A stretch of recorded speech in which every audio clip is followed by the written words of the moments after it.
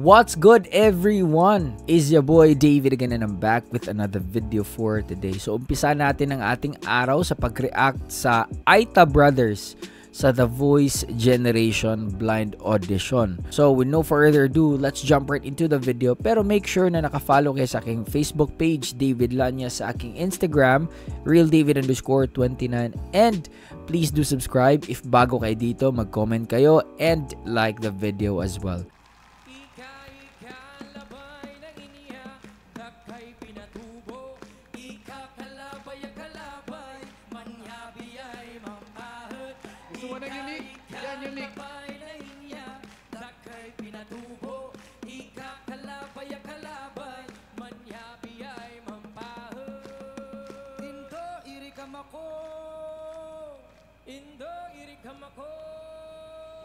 Sobrang authentic.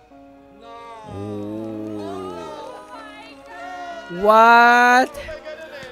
Okay. I did not expect that.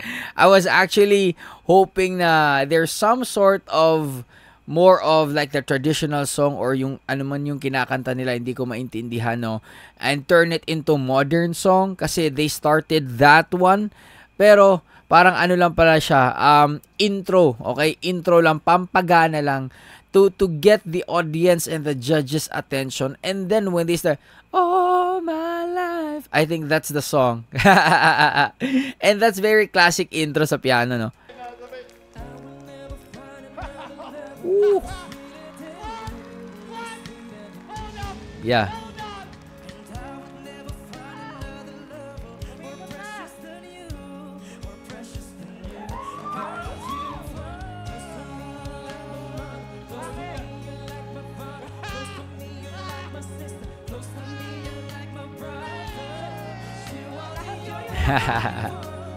gusto ko yung ano, pasabog na nung kumanta sila, yung boses sila is bagay na bagay dun sa traditional song na kinakanta nila, di ba? Tapos when they started singing this modern song, no, etong ibang genre na medyo may pagka R&B, no, na very, very laid back, their voices sound so good as well. Bagay din sa mga R&B na Aita to.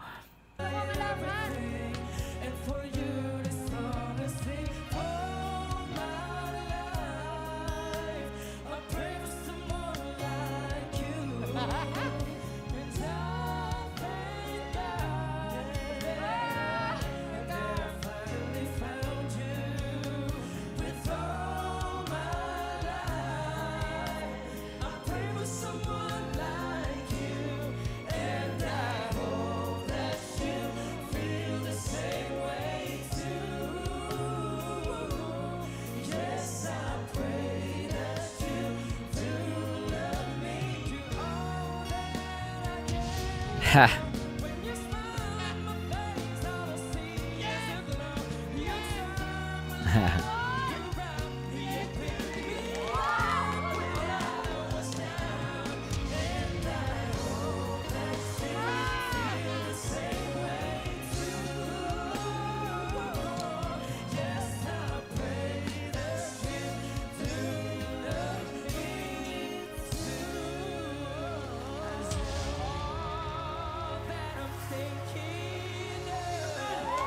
Woo! Oh my gosh. Wait, teka. Bakit ako naiyak? Teka. Teka.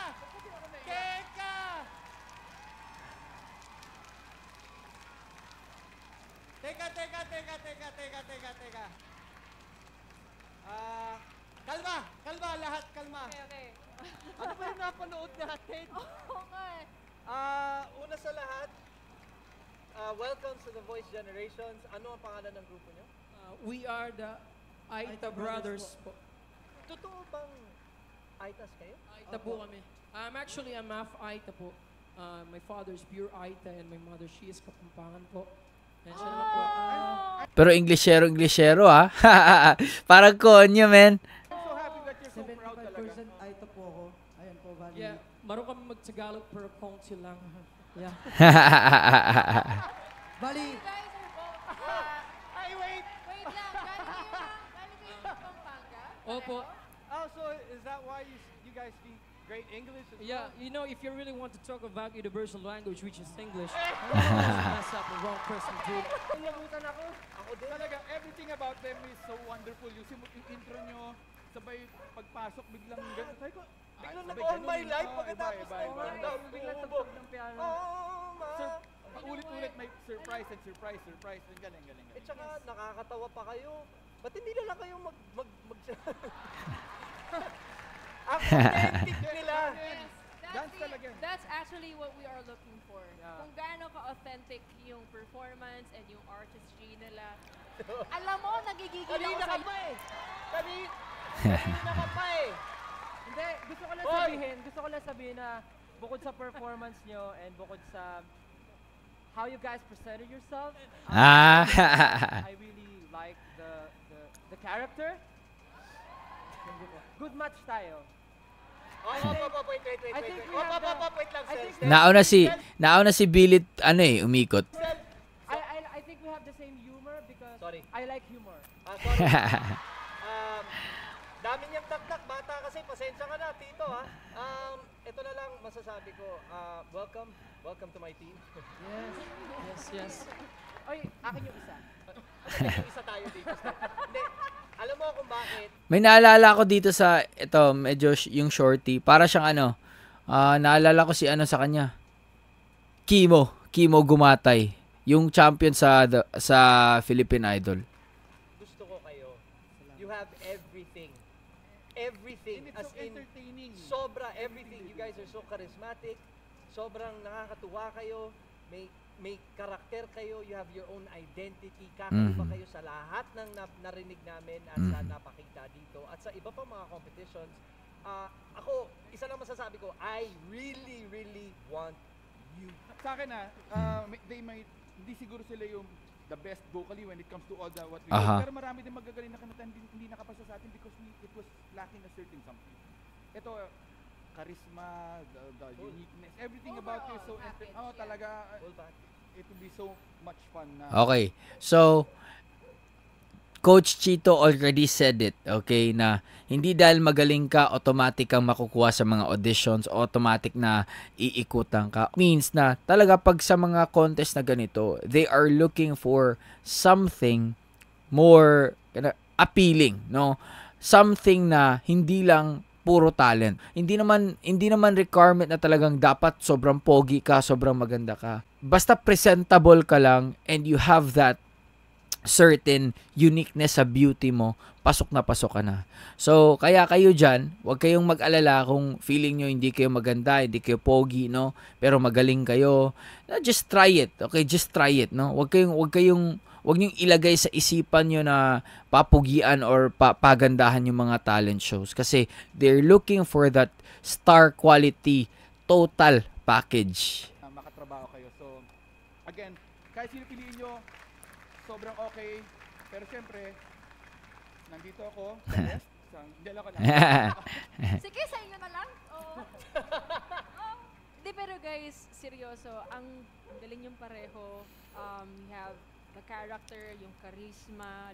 Ang akin lang siguro, no? Sorry Ang akin lang siguro, nakulangan ko sa harmony. So, I want them to have that harmonization more, to play with that more. Para it would sound better, no? Kasi dalawa sila. So, I think that would be better for them. Lahat. Kasi, alam mo yun, that's what makes an entertainer more entertaining eh. Alam mo yun, parang kuhaning kilitin ng mga tao. So, nasa inyo You're na. all in all. Definitely, ang pipiliin po namin.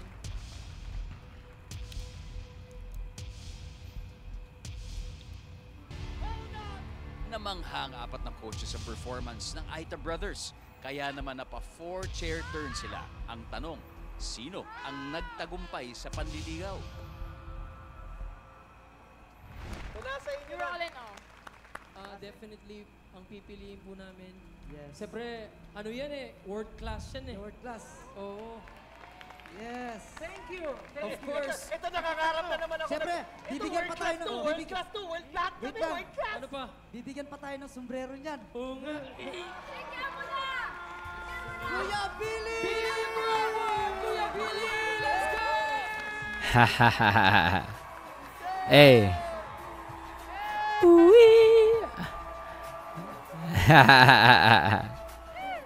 Very authentic nga tong dalawang to, no? They're bringing their culture sa national stage. Hey, hey, hey. Hey.